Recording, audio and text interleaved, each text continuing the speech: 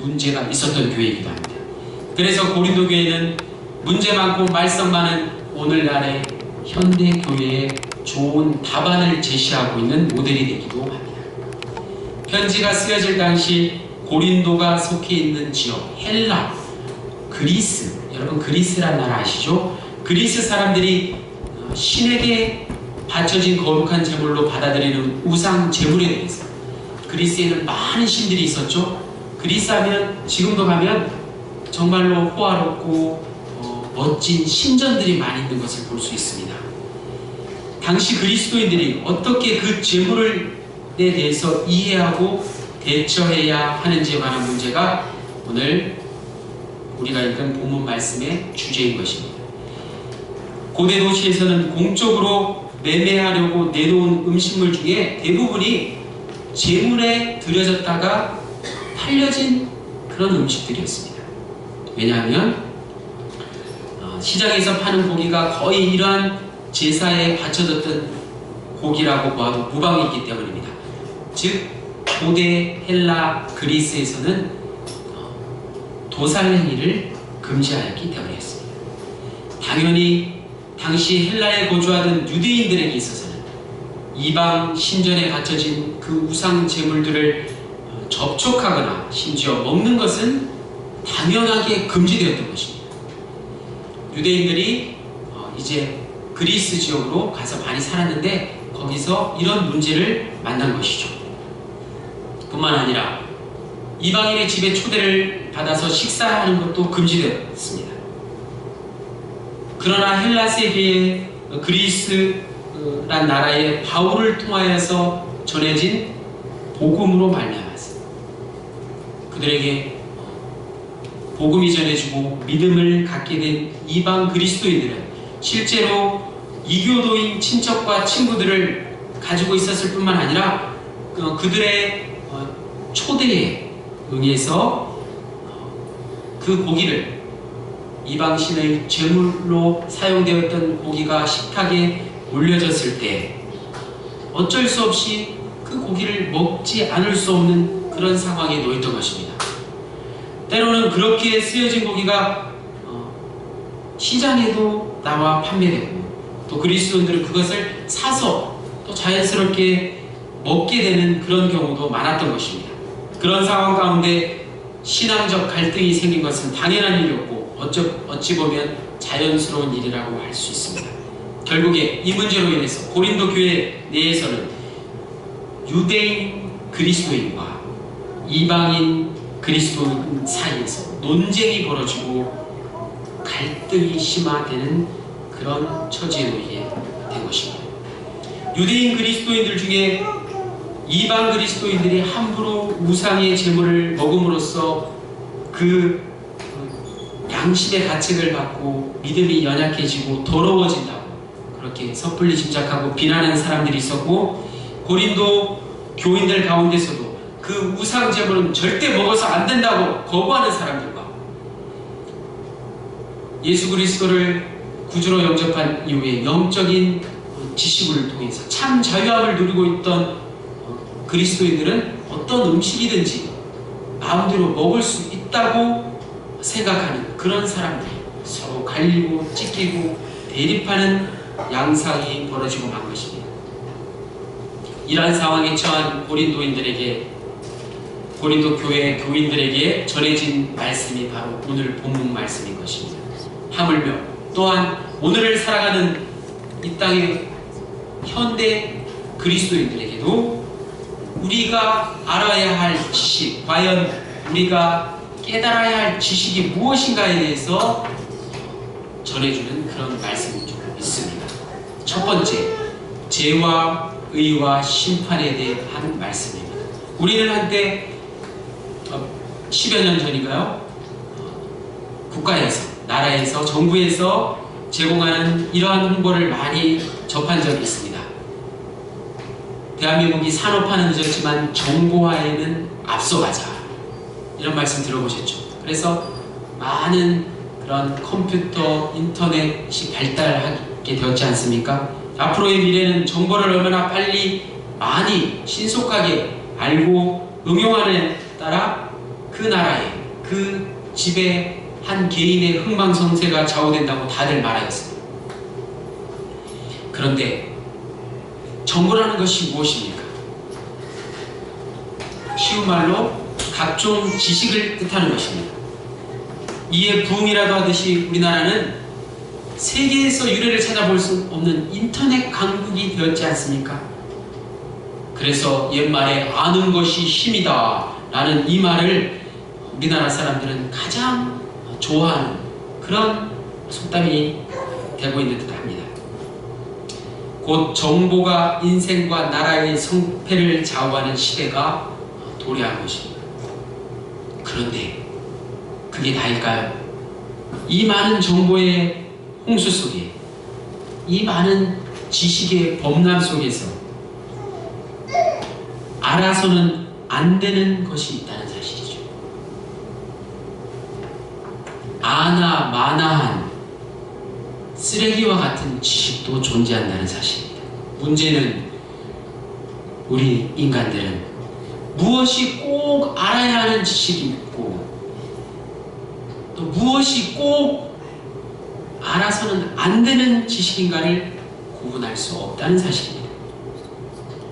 어떤 지식은 심지어 한자로 식자우환이라고 해서 학식이 있는 것이 오히려 근심을 사게 된다는 중국의 유명한 말이 있습니다. 그 말처럼 우리가 너무 많은 것을 알므로써 화를 당하는 경우가 있지 않습니까?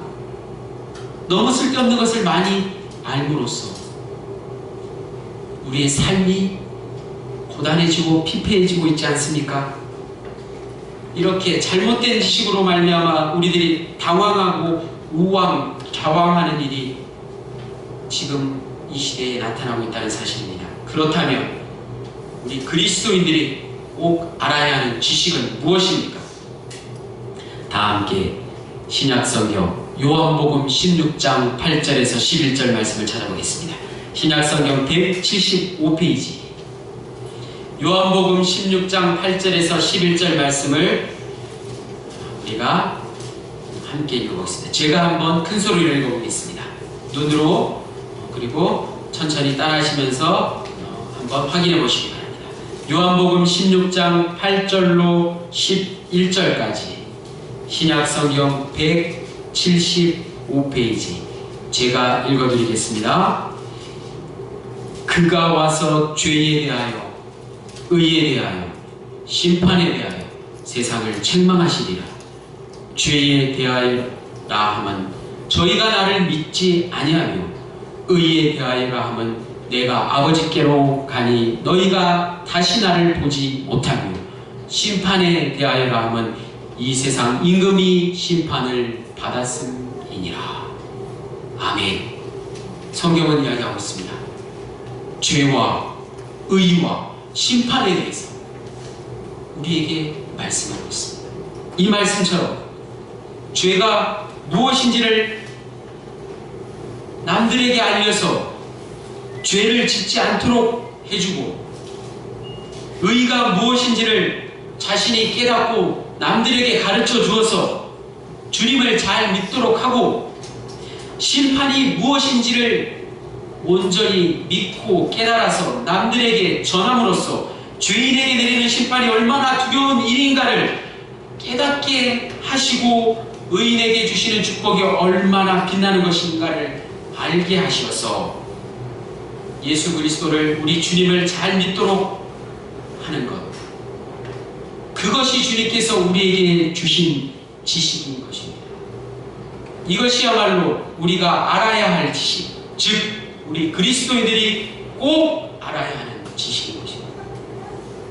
오늘 본문을 보면 사람들은 우상에 대한 지식을 많이 가지며 우상을 섬긴다고 했습니다. 안타깝게도 우상이란 자기를 위하여 자기가 신을 만들어 섬기는 것, 그것을 의미합니다. 십계명에 나오는 그 우상과는 문맥적으로는 약간 다른 뜻이 있습니다. 지금 이 시대에 많은 사람들이 섬기는 것, 그것이 무엇입니까? 돈의 신이요, 지식의 신이요, 권력의 신이요, 운명의 신이요, 쾌락의 신이요, 정욕의 신이요, 과학의 신이요 예술의 신들이 다 모두 다 우리의 우상인 것입니다. 이러한 신들을 자기 자신이 스스로 만들고 자기 자신을 위해서 이 신들을 섬기는데 세상 모든 사람들이 이런 우상에 대한 지식이 너무나 많이 그것에 사로잡혀 산다는 말씀입니다. 그러나 우리 그리스도인들은 이런 그릇된 신들에게 더 이상 미혹되지 않고 오직 주님께서 우리에게 주신 지식, 곧 하나님을 아는 지식이 충만해져야 합니다. 예화를 들겠습니다. 일본의 한 저명한 사회학자가 그의 연구 논문에서 그가 30년 동안 살아온 시간을 아주 세밀하게 분석해서 그 결과를 발표했습니다. 30년이라는 시간은 날짜로 일수로 따져보니 10만 950일이라는 엄청난 시간이었습니다. 그 많은 날 중에 가장 많은 시간을 보낸 게 무엇이겠습니까? 텔레비전을 본 시간이 그 중에 775일이었다고 합니다.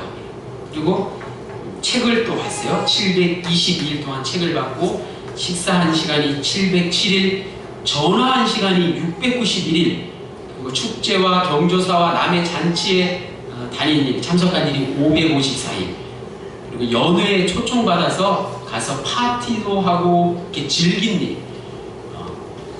그런 날이 517일, 그리고 안타깝게는 다른 사람을 흉보는 데 걸린 시간이 무려 440일이나 되었다고 합니다. 그리고 기타 또 아작을 하고 유흥을 즐기고 한 날들이 많이 있었습니다. 그래서 밤에 잠을 잔 시간을 빼고 30년 동안 한 분야에 종사하면서 직장에 다니면서 그곳에 얽매여 있으면서 거의 대부분의 시간을 자기 자신은 무의미하게 보냈다고 고백했습니다. 정말 안타까운 일이지 않습니까? 자기 자신이 그 오랜 시간 동안 도대체 무엇을 했는지 거의 기억할 수 없다고 그는 자신의 논문을 통해서 최종 결론을 맺었다고 합니다. 예화 속에 나온 그 사람이 한 일은 무엇입니까? 그에게 자유가 주어져 있지 않았습니까? 혹시? 그렇지 않습니다. 그것을 위해서 무엇을 위해서 도대체 그는 30년 동안 살아온 것입니까? 30년이라는 세월을 어찌 보면 방종이라고 할 수밖에 없는 허무한 인생을 산 것이라고 그는 고백했습니다. 혹여나 지금 이 자리에 계신 분 중에 이 예화를 들으시고 걱정하시거나 근심하시거나 시험 받으시는 분이 없으시기 바랍니다. 우리 모두가 해당될 수 있는 얘기 같지만 지금 이 자리에 예배하러 나오신 여러분들은 주님께 드린 시간이 있지 않습니까? 우리 주님께 드린 그 시간이 여러분에게, 저와 여러분에게 있는 줄로 믿습니다. 이 말씀을 들으시고 혹시나 그래도 마음이 좀 무거우신 분이 계시다면 이제부터 더욱 주님 안으로 가까이 들어와서 그 안에서 누리는 참 자유를 만끽하실 수 있기를 바랍니다. 하물며 어떤 사람은 자유하다고 해서 그 자유를 죄 짓는 데 사용하기도 하고 그 자유를 다른 사람을 못 살게 구는데 사용하고 살아가고 있지 않습니까? 오늘 본문 9절에 오늘 본문 말씀으로 돌아와서 고린도전서 8장 9절에 우리가 다 읽지는 못했지만 8장 9절 말씀에 이런 말씀이 있습니다. 그런즉 너희의 자유가 믿음이 약한 자들에게 걸려 넘어지지 않게 하는 것이 되지 않도록 조심하라. 너희의 자유를 다른 사람을 방해하고 다른 사람을 해코지 하는데 사용하지 말라는 말씀입니다. 내가 좋다고 내 마음대로 자유를 누리지 말라는 말씀입니다. 자유라는 것은 다른 사람에게 해를 끼치는 것이 아니라 다른 사람에게 덕을 끼칠 때 진정한 참 자유가 되는 것입니다. 그래서 바울은 고린도전서 10장 29절 말씀에 가서 내가 말한 양심은 너희의 것이 아니요 남의 것이니 어찌하여 내 자유가 남의 양심으로 말미암아 판단을 받으리요. 그리고 갈라디아서 5장 13절 형제들아 너희가 자유를 위하여 부르심을 입었노라. 그러나 그 자유로 육체의 기회를 삼지 말고 오직 사랑으로 서로 종노릇하라. 이 말씀을 우리에게 들려주었습니다. 그러므로 진정한 자유, 참 자유는 섬김을 통해서 이루어진다고 말할 수 있습니다. 우리는 참 자유를 배워야 합니다. 성경에 말씀하신 자유란 바로 죄로부터의 구원을 말씀하는 것입니다. 미국의 11대 대통령 에브라함 링컨이 남긴 유명한 말 가운데 우리 자신의 자유와 독립을 지켜주는 최후의 보루는 무엇입니까? 그것은 저 험준한 흉벽도 아니요 깎아 세운 듯한 우리의 해안도 아니요 우리의 육군이나 해군이나 공군도 아니요 오직 그것은 우리가 의지할 수 있는 그것은 하나님께서 우리에게 심어주신 그 자유에 대한 사랑이다. 이렇게 얘기했습니다. 에브라함 링컨이 말한 그 자유, 그리고 그 자유를 주신 하나님을 배우며 섬겨야 하는 이유가 바로 여기 있는 것입니다. 마지막으로 참 사랑에 관한 말씀입니다. 오늘 본문 고린도전서 8장은 그 내용 전체가 지식과 사랑이라는 두 단어를 계속 설명하고 있는 것입니다. 그런데 이 둘 중에 놀랍게도 지식이 우리 그리스도인들의 삶의 근거가 아니라 사랑이 그리스도인의 삶을 이끄는 힘이라는 것을 우리에게 전하고 있다는 사실입니다. 우리가 본문 말씀을 다 읽지는 못했지만 여러분 1절 말씀에 보면 그리스도인이라도 누구나 다 우상 제물에 대한 지식을 갖고 있다고 선언했습니다. 서두에 말씀드린 것처럼 우리가 우상의 제물을 먹지 않을 수 없는 그런 환경 속에서 살아간다는 것을 인정하고 있다는 말씀입니다. 그러나 중요한 것은 지식만으로는 그것을 소유한 자가 자기 사랑과 교만으로 빠질 수밖에 없다는 사실입니다. 오히려 그 지식은 사랑에 의해 통제받을 때 그가 속한 공동체의 덕을 세우는 일을 할 수 있다고 오늘 성경은 우리에게 이야기하고 있습니다. 바로 고린도 교회 교인들이 이러한 지식을 왜곡하여 영적인 지식주의로 나아가고 있는 것을 보고 바울은 그것을 강하게 경계하며 경고하고 있는 것입니다. 바울에게 있어서 지식이란 무엇보다도 사랑이라는 잣대로 판단을 받아야 하는 것이기 때문입니다. 사랑 없는 지식이란 인간을 이기적이고 교만하게 만들고 맙니다. 무슨 말입니까? 지식과 사랑이 연관이 있단 말입니까? 교만은 특별히 고린도 교회에 전하는 메시지 가운데 계속해서 등장하고 있는 단어입니다. 고린도전서의 핵심 단어가 바로 이 교만인 것입니다. 바울이 비판하는 고린도 교회의 특징을 한마디로 요약하면 바로 교만이었습니다. 이러한 교만을 극복하기 위해서 바울이 제시하고 있는 것, 그것이 바로 사랑인 것입니다. 우리가 잘 아는 고린도전서 13장 사랑은 언제나 오래 참고의 말씀이 바로 고린도 교회 교인들에게 그들의 교만을 물리치기 위해서 사랑이 필요하다고 전하는 메시지라는 사실입니다. 남을 멸시하고 자기 자신만을 자랑하는 교만한 고린도 교회 교인들을 향해서 바울은 새로운 기준, 곧 사랑을 제시하고 있다는 사실입니다. 지식은 사람을 교만하게 하나 사랑은 덕을 세울 수 있기 때문입니다. 나아가서 사랑이 없는 지식은 자기 자랑으로 가게 되고 지식이 없는 다른 사람을 멸시하게 된다는 말씀입니다. 그래서 사랑 없는 지식은 인간을 교만하게 만든다는 그 말의 의미는 즉 참 사랑은 지식이 좀 부족하더라도 교만하지 않는 사랑이라는 말씀입니다. 다른 사람을 무시하지 않아야 한다는 말씀입니다. 이처럼 교만이라는 것 때문에 자기가 많은 것을 아는 줄로 생각하게 되나 오히려 아직도 마땅히 알 것을 알지 못하고 놓쳐버리게 되고 마는 것입니다. 결국에 교만이 되어버린 지식은 가장 어리석은 것이 되고 마는 것입니다. 오늘 우리가 읽은 본문 5절로 6절 말씀을 다 같이 한 번 더 읽으시겠습니다. 고린도전서 8장 5절에서 6절 말씀입니다. 다 같이 한 목소리로 읽겠습니다. 시작. 비록 하늘에나 땅에나 신이라 불리는 자가 있어 많은 신과 많은 주가 있으나 그러나 우리에게는 한 하나님 곧 아버지가 계시니 만물이 그에게서 났고 우리도 그를 위하여 있고 또한 한 주 예수 그리스도께서 계시니 만물이 그로 말미암고 우리도 그로 말미암아 있느니라. 아멘. 이기심과 탐욕 가득한 현대인들은 하늘과 땅에 많은 신을 두고 주를 두고 있는데 그들이 섬기는 신과 주는 모두 자기 자신을 위한 것들이라고 경고하는 말씀입니다.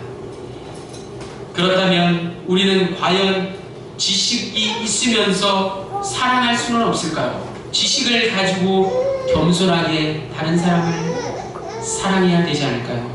바울은 이에 대해서 사랑의 이끌림을 받는 지식이 필요하다고 우리에게 전하고 있습니다. 사랑의 이끌림을 받는 지식이 매우 유용한 것이 될 것이라고 말하고 있습니다. 그리하여 바울은 사랑이 담긴 진정한 지식이 무엇인가요? 오늘 본문 8장 11절 마지막에서 우리에게 이렇게 얘기하고 있습니다. 11절 말씀에 내 지식으로 그 믿음이 약한 자가 멸망하나니 그는 그리스도께서 위하여 죽으신 형제라. 13절에 만일 음식이 내 형제를 실족하게 한다면 나는 영원히 고기를 먹지 아니하여 내 형제를 실족하지 않게 하리라. 아멘. 세상의 그 어떤 만난 음식보다 내 형제를 사랑하는 것이 더 중요하다는 말씀입니다. 우리가 알아야 할 진정한 지식, 그것은 내 형제를 실족하지 않게 하는 것입니다. 사랑이 없는 지식이란, 사랑이 없는 지식이라는 고기는 우리에게 무익한 것으로 우리가 먹지 말아야 하는 것임을 기억해야 할 것입니다.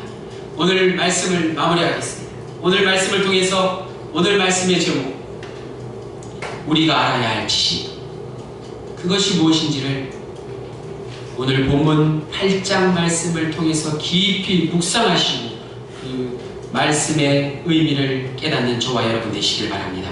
우리가 알아야 할 지식은 세상에 많고 많은 지식이 아니라 바로 그 세상을 사랑하는 것, 그것임을 깨닫기를 원합니다. 주님의 참 사랑을 깨닫고 참 자유함을 누림으로써 주님의 그 사랑을 저 세상에 나가서 실천하는 사랑하는 저와 여러분 모두가 되시기를 주님의 이름으로 간절히 축원합니다. 할렐루야. 기도하시겠습니다. 사랑의